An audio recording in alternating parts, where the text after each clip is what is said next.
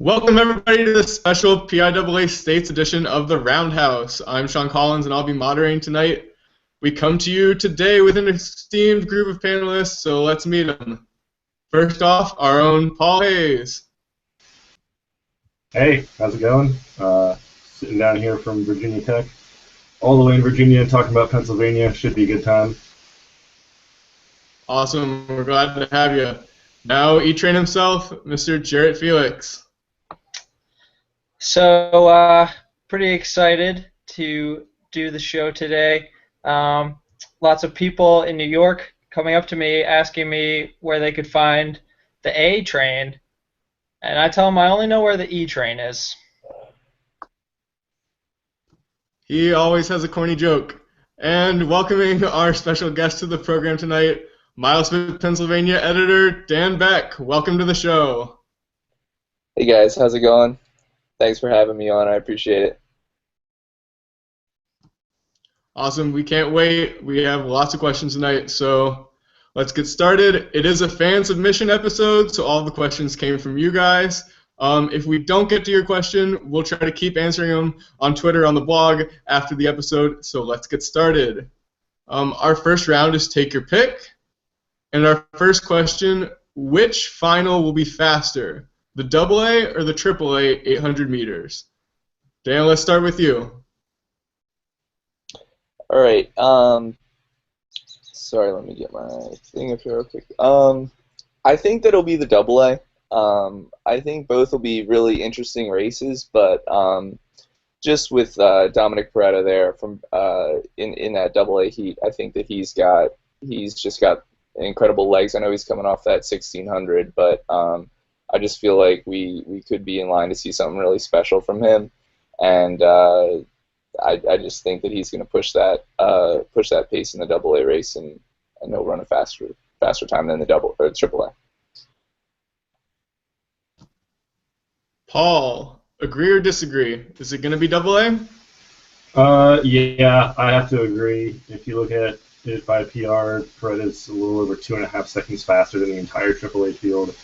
And also, I remember being there last year live at the state meet, and on his fourth race of the weekend, Peretta took it out hard and kind of faded in the last little bit. And I have never seen someone look so angry getting a state gold medal. So, he's going to be after it. He said it in his interview after districts that he actually wanted to take that race out in 52, but couldn't find anyone that wanted to do that with him. So he ended up playing it a little more tactically. He still ran pretty fast. So it's his last chance. I think he goes all out for it, and he gets it. And he gets a very fast time. That sounds like what he's done in the past. Jarrett, are you going to agree with everyone else, or are you taking the AAA? I do think that Dominic is a man on a mission, and that this race has kind of been, the race that's made him the most frustrated the past 2 years. But I'm actually going to go with the AAA boys. I think that's going to be the faster race. I know that they have Peretta in AA, but I think AAA just has such a deep field. There's a couple fresh guys in there. There's a couple guys doubling off the 4x8, which I think has a little bit more time than the mile. And overall, if you look at history, and obviously history is never 100% accurate, but the past 28 seasons, the AAA winner has been faster than the AA winner. And 75 times out of the 81 state championships that have had a AA and a AAA, the AAA time has been faster. So probability-wise, AAA makes sense, and I think it's just going to be a deeper, more competitive race with a lot of guys just gunning for the title, and I think that makes it a faster race.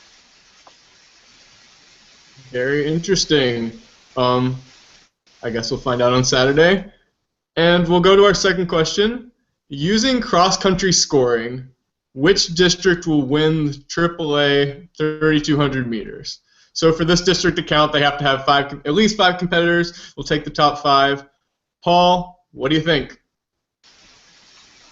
All right. I was looking at this a lot today as a form of procrastination on my schoolwork, but I can't honestly make a considerable call on this. I mean, you have Brophy as the top stick for D1, Wolk is a good top stick for D7, and then a lot of depth behind them. I think seed time-wise, D7 has like 1, 2, 3, and 4.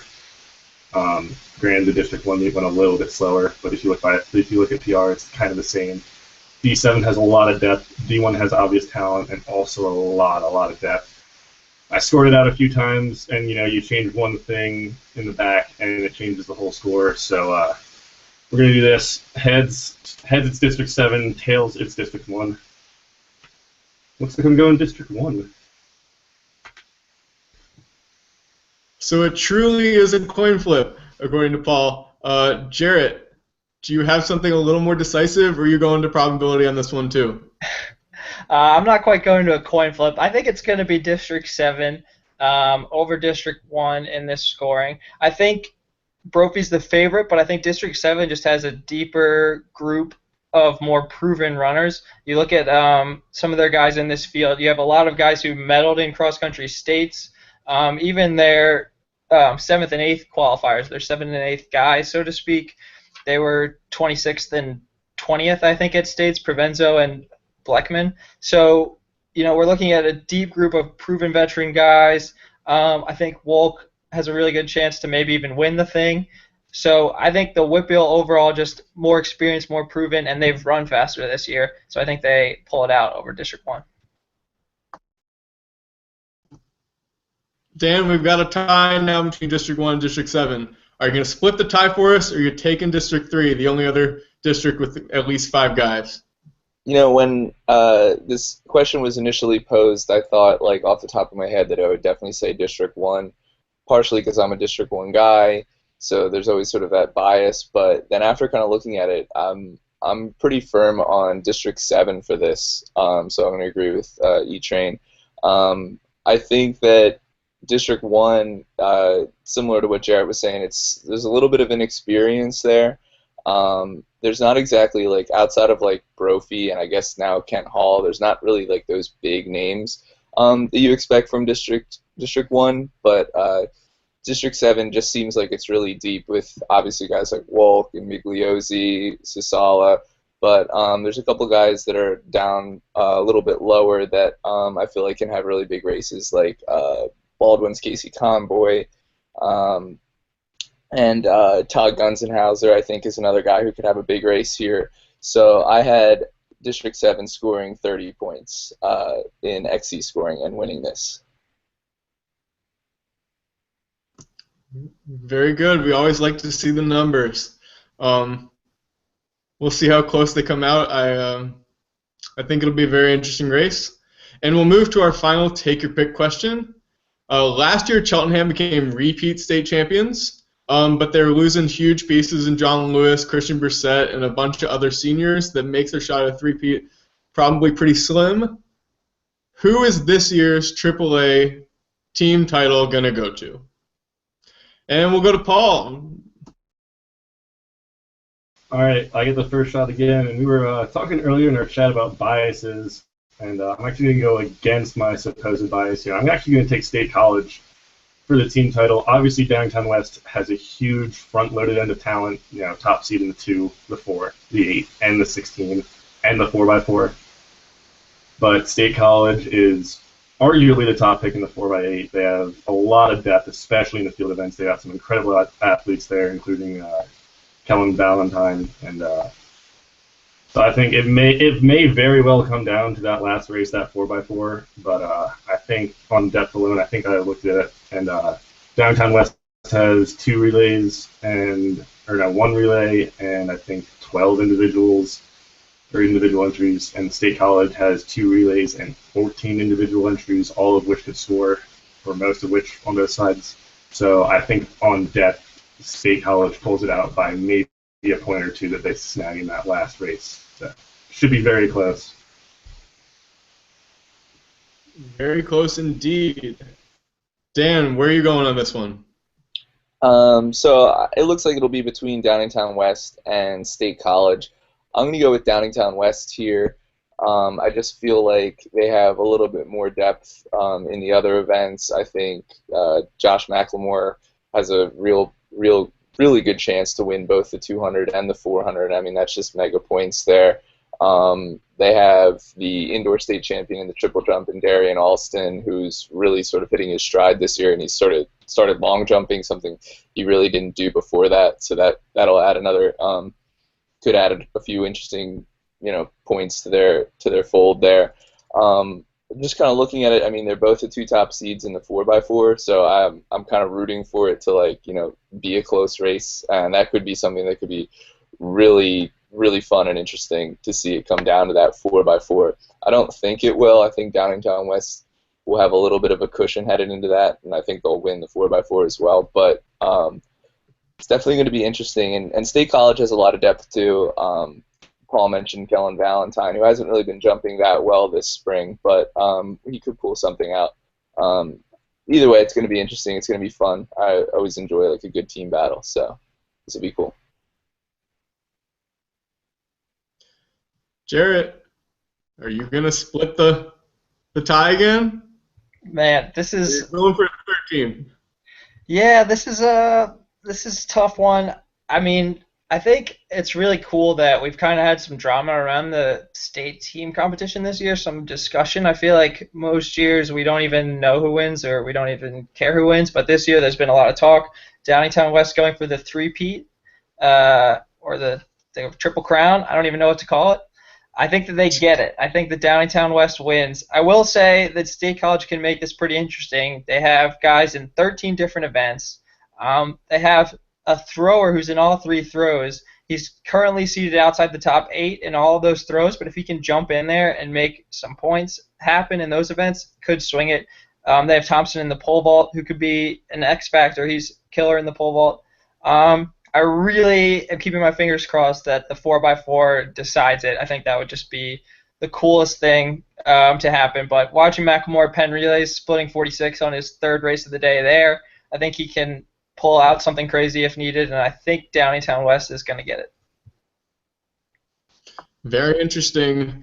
For reference, last year Cheltenham won with 51 points, and then 2nd and 5th were between 34 and 30. So to have 2 teams up at that 50-point barrier should be really interesting. So can't wait to see it hopefully come down to a 4x4 and have some great teams on the podium. So we're going to move to our next section now, which is quick predictions. So we'll get right into it. Which of the distance meet records, AA or AAA, if any, are going to fall this year at the state meet? And we'll start with Jarrett. So I'm going to be a little bit of a downer. I'm going to say no records will fall at this state meet. It's supposed to be hot, which is going to make doubling hard, which is going to make running the 3200 hard. I think that the most vulnerable records, most people would probably say AA 800 and AA 32 because of the talent in those events. But I think both those guys are going to have a tough time, one with doubling, one with the heat. And I think there's going to be some close calls. I don't think we get any records, though, unfortunately. Okie dokie. No changes to the record book for Jarrett. Paul, do you agree with him? I'm going to have to say 1, just because I like to be at least a little bit optimistic, unlike Mr. Debbie Downer over there.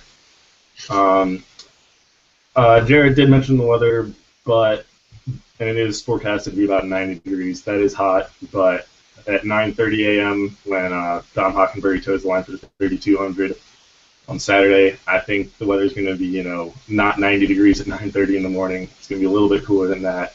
It's going to be the record that he's been chasing since he was a sophomore. It's, the time that he's essentially dipped under already this season with his fast times at the Henderson 3200.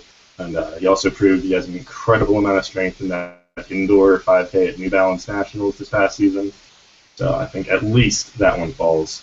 Other ones, maybe not so much now that we know the forecast for the day.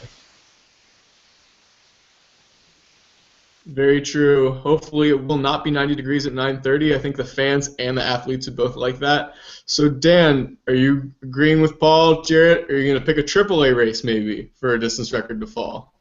I'm going to say that one record will fall, and it's going to be really close, but I do agree with Paul. I think Dominic Hockenberry will get that 3200 AA record. he's had like a lot of disappointments this season and in his whole career of near misses of indoor states last year, indoor states this year, just losing at Henderson. I feel like it just feels like it would be a nice fitting ending for him to get not only his third straight title, but also that sort of sub-9 barrier. I'm not sure if he gets sub-9. Just the weather's going to be tough, but luckily it is in the morning. It's going to be close, but I think he runs like a 9:02 and gets the record. I think he'll actually be challenged in this race quite a bit. Will Lovner, Zach Skolnekovic, I think, could give him a good run. And I think that's what it takes, is the right kind of race for Hockenberry. And I think this could be his race. He pulls it out barely by the skin of his teeth. And then a wild card record, which I'm not bold enough to pick. But Josh Hoey, maybe, I don't know. I feel like he's just having a monster season, and maybe his training is such that he could really pull out a big drop. But I'm not going to be bold enough to pick that. But in the future, we could see that one go. But not this week. Okay, well, that record we're looking for on a Saturday morning is 9:04 for Dom Hockenberry. Let's see if he gets to it. And we've kind of been talking about this a lot today for our next question, and it's how the AAA races are kind of wide open throughout the board. Which one is the most wide open of the AAA races? And Dan, it's right back to you. I think it's the 800 here. I think you can make cases for a lot of different guys in all the races really in AAA, but I think in particular the 800, because there's so many different moving parts going on here. You have some guys, you have Wisner and you have Desco coming off doubles. It's like, how do they respond from that? I think both have proven to be pretty good doublers, but with the heat and everything like that, how can they respond to that? You have Jackson Hoey, who's still kind of a question mark with his health and everything like that, and him really not being like your prototypical 800 runner. But then you also have like all these wild card guys that have sort of really like broken out, like David Whitfield from Bonner, Stephen McClellan, who ran a great race for St. Joe's Prep at District 12. So there's so many different guys that I think can get into the mix in that race. It's definitely going to be really fun, and I'd love to just see it with like 100 meters left with just like 8 guys right there with a chance to win it. So I think that out of the bunch is the most wide open. Jarrett, I think you predicted that AAA 800 to have 5 guys within 0.4 seconds of each other in the finish. Is that your choice for the most wide open race, or do you have something else? Well, I think that race is definitely pretty wide open, and I think it's going to be pretty close. I'm going to go in a slightly different direction here. I'm going to go with the AAA 3200 as the most wide open. I think that the 800 it's definitely like a wild card kind of race, but there's some bigger names that kind of are clear. I think the thing that's interesting about the AAA 3200 is, first of all, it's such a long race that there's so much variability in it. I think we saw that last year when we kind of had a surprise finish, and I think that Wolk, Brophy, and Henderson are all just on a very even playing field, and I think that in the 32 you don't usually see 3 guys that are that close together, and I think on any given day any of the 3 of them could win, and I think that's what makes it kind of the most wide open. Okay, Paul, it's to you now. What do you think? I'm gonna have to agree with Dan. He kind of took what I was gonna say out of my mouth. The 800 is extremely close. If you look at the PRs of the top 4 guys, they're all right in the 153s. They all race differently. You have some guys that take it out really hard, some guys, but then again, like I said, the top guys, they all have 153s. You've got Matt Wisner, you've got Tucker Desco, and you've got Jackson Hoey. All 3 of them are 153 guys, but they aren't, the strength guys that go for time trials. They are pure racers when it comes down to it, and they know how to run a tactical 800. So it could be fast, it could be slow. It's going to be very, very tight in that finish between at least those 3 and all the other guys that are going to be right with them that have been showing a lot of speed in a lot of breakout races this year. So Also, I do have to disagree with Jared a little bit when there's a 16-second gap in PR between Brophy and the next seed. I don't really know how you see that as wide open, but that's just my 2 cents on it. Jared, you want to respond to that? I think that if you look at the race last year and you look at the PRs of Matt McGoey and Jake Brophy prior to the race and you compare them to the PRs of Zach Brem and Colin Abert prior to the race, I think it was somewhere in the neighborhood of 20 seconds difference between those guys. And 2 of them ended up first and second, and 2 of them ended up 7th and 8th, and it was probably the opposite order of what the PR said. So I think you can't get too caught up in the numbers, which I know is ironic for me to say, but sometimes, it's just about what's happening in that moment. Fair enough. Okay, now to the flip side of the question, and Jared, we're coming right back to you on this. In AAA, who is the heaviest favorite? So I think there's kind of multiple interpretations to this question. You can think of it as like, who is the biggest favorite from people in general, or who do we individually think is most likely to win? I think in general, most people see Josh Hoey as the biggest favorite. His Penn Relays win was pretty big. His brother won last year, second indoors. But I think the most likely team to win is actually State College in the 4x8. I think that they've proven themselves 741 each of the last 2 years, returned 3 guys from that state championship team, the third place team last year that ran their school record 741. And I think that their back 3 legs are just so good. Their guy who's technically their third fastest leg by PR ran a 155 at districts and is currently the 9th seed in the Open 8. So when you're that deep through your back 3 guys, I think it's just going to be really hard to beat them. Understood. Dan, what's your take on this one? I'm going to go with Josh Hoey here. I think that it's weird for me to say that because I wouldn't be shocked to see Mike Kohler beat him. I think that Kohler could give him a good run actually, but I think all the races will be pretty tight.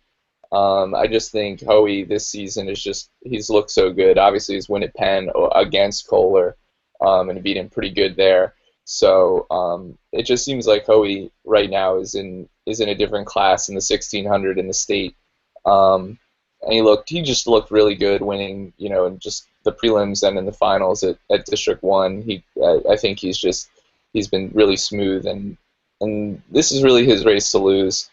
And with that kick that he exhibited at Penn, I just can't see anyone taking him on with 200 to go if he's there at the front. Yeah, watching that finish at Penn firsthand was it was pretty awesome. So props to him for that win. We'll see what he does there. Paul, what's your take on this one? I'm going to actually continue to argue with Garrett a little bit, I guess. I'm taking Jake Brophy. Like I said, there's a huge gap in PRs, but he kind of looked at it in years past. He didn't quite have it on the track the way he did in XC. He's been so dominant there, but, his sophomore and junior years, he would kill it in the fall, and then, we'd have some great expectations in the spring and in the winter, and they wouldn't quite be there. But I think this winter, he found that magic.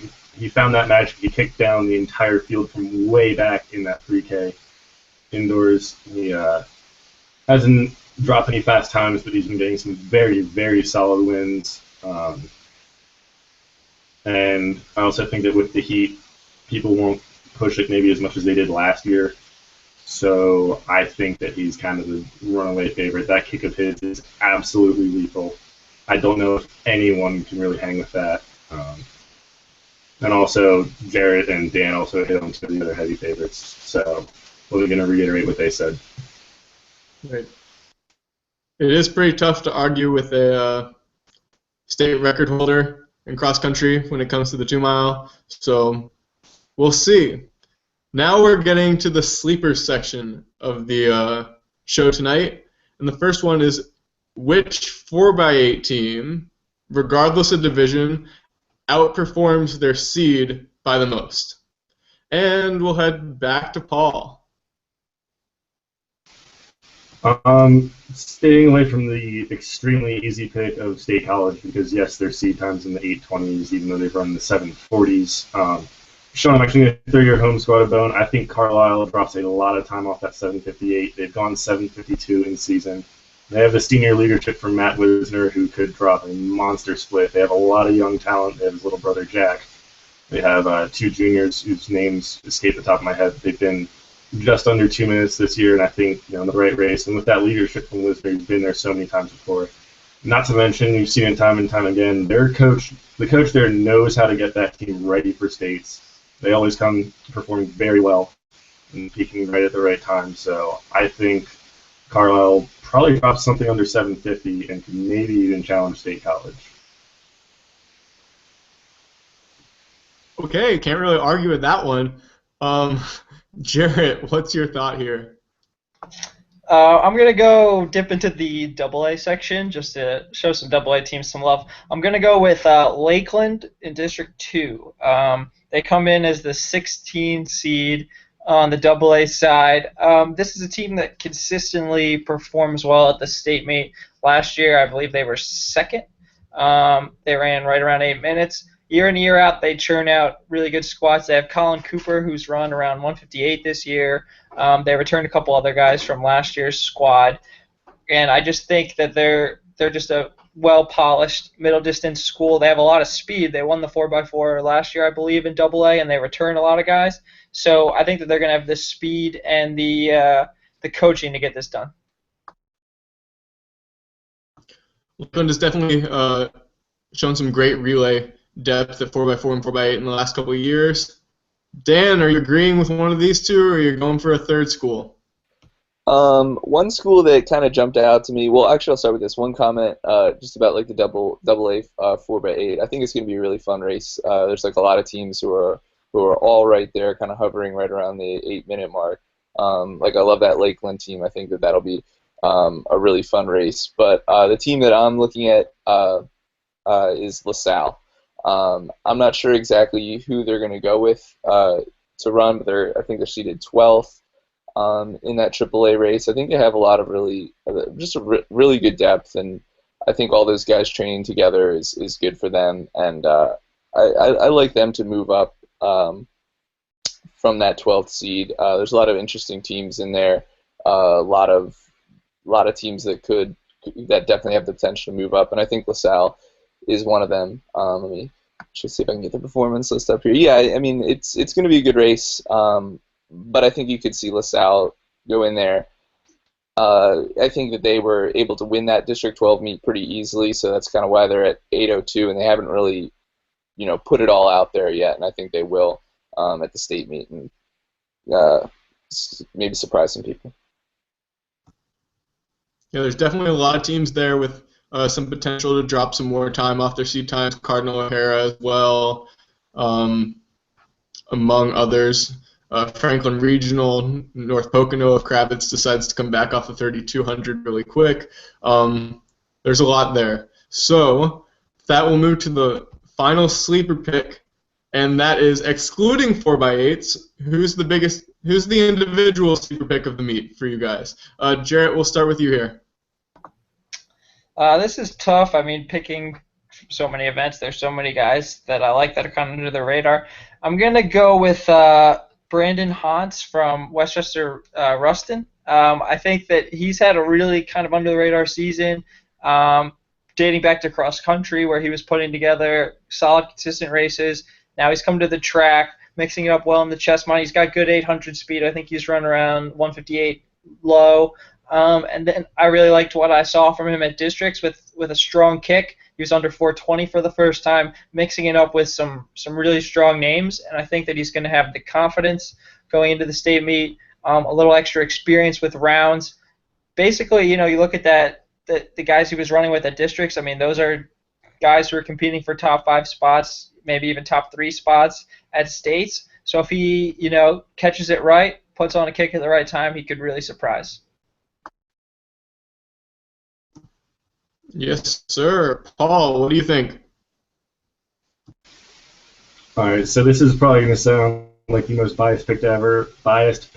It probably is. And although I'm not calling him as a pick for a top spot, I am going to go with my high school friend and crazy improved former teammate Robert Moser out of Westchester East.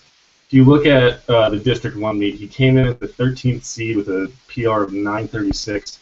He got that all the way to 921 in one race, and if you watch the race, he saw guys like Jake Brophy out there, and he said, screw it, I'm going right with them, and he absolutely killed it. He's been on a huge improvement curve this entire year. He ran, he ran in the 1640s at Hershey with one shoe. He started off his indoor season with a 921 3K, and then just last weekend dropped all the way down to 921 to 3200. And the kid has some guts when it comes to racing. I think he's going to step out there with no fear, and he's going to, go with the race no matter how hard it goes. He doesn't really have the finishing kill that might come into play at the end of the race, but I still think he hangs tough and gets one of the lower medals, 5 through 8. Yeah, coming off a big PR districts is always a big boost to people. Confidence that state meet is key, especially in 32, keeping up with the pace. So Dan, we'll give you the last pick on this one. Who's your sleeper? Well, first I'll say that was a great race by Moser at District 1. It was really cool to see him not only, take it out from the start, but also hang up there for a really long time. That was really cool and awesome for him. And I'm looking forward to see what he can do on Saturday. But my pick is Sam Morgan from Parkland.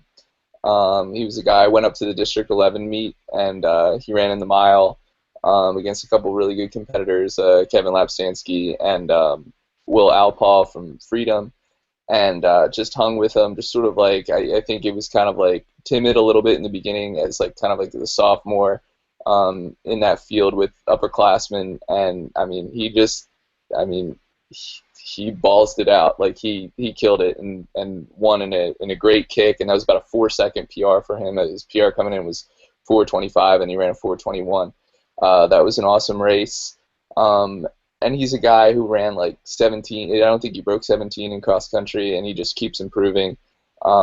So I'm really excited to see what he can do. He's kind of like my sleeper in the 1600, and maybe he'll sneak in for a medal. And that's kind of like my sleeper prediction. Also, Hunter Crawley from South Williamsport, I like as a potential AA guy. Of course. Sophomore for Sam Morgan there. Great to see underclassmen as sleeper picks as well. And now we're to our final shout-out. So one last shot for each of our panelists to give one shout-out to the most improved 800 runner in AAA and try to get their spot for the win of tonight. So, Dan, you're up. All right, so my pick, and I hope no one else picked him, because I feel like a dick, so I'm going first. But Brian Keller from Council Rock North has really sort of come out of nowhere this season and just run some great races. His PR last year was 2:08. He didn't really run much indoors, and then came out in the Abington Invitational and killed it there, and he just keeps getting better. So it's going to be really, really cool to see what he can do this week, but he's definitely been, to me, the most improved. I know there's some other names in there, which I won't say just in case someone else is going to say them, but Brian Keller from Council Rock North, and I went to Council Rock South, so for me to say this, it's very big of me to come out and say this. So, but Brian Keller, Council Rock North, very improved this year. Definitely. Paul, your final shout out here.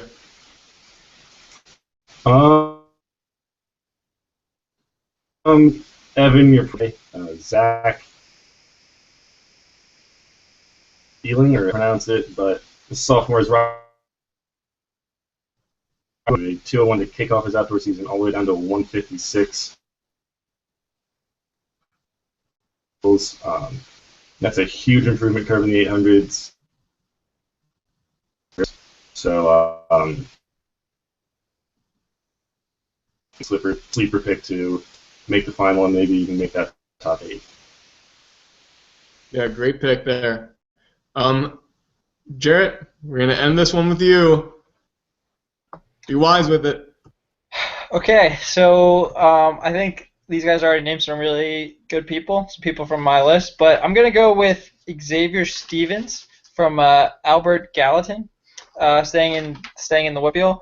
He ran a 156, I believe, at the District 7 meet.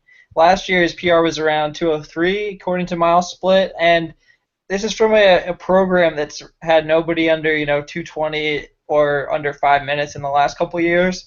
This kid came out, worked really hard, showed up at one of the most competitive district meets in the state, and threw down a really strong PR right after he'd run a great race at Whitfield qualifiers. So a couple back-to-back races when the lights were brightest, and hopefully he's not done at States this weekend. Great picks all around, but we do have to crown a winner. Today's winner, Dan Beck. The reason? Only person to really talk about Darian Alston, who I think is going to be the difference maker for Downingtown West. And Sam Morgan, great pick there for the individual sleeper. So the final word is yours. All right. Looking forward to covering my first state meet. I've been to a lot of different state meets, but this weekend's going to be my first state meet, so I'm really looking forward to it. And I'll give some love to two throws competitions, which will be really awesome to watch this weekend. One is Jordan Geist in the shot put. He's thrown 73 this year. It seemed like indoors he kept PRing and PRing. He hasn't really done that in outdoors as much, so I'm really excited to see him possibly unleash something really cool. And then on the girls' side, we also have the national record holder in the javelin, Madison Wiltrout, and she's only a junior, but she's coming off of UCL surgery after last year when she set the national record with a throw of 185, which is ridiculous. And so she hasn't really hit that mark yet this year. I think she's still kind of somewhat recovering, trying to get back in the mode, but it's going to be really awesome to see what she can do in the jab. Yeah, that 185 is at least an Olympic trials qualifier if it was in the range, so that is an amazing performance for her. So that seems like a great way to end tonight's show. Thank you so much, Mr. Beck, for joining us. So great to have you here. Good luck to everyone competing this weekend who is watching tonight. We are really looking forward to some great races. Keep sending in questions, and hope to see you on the podium. Good night, everybody.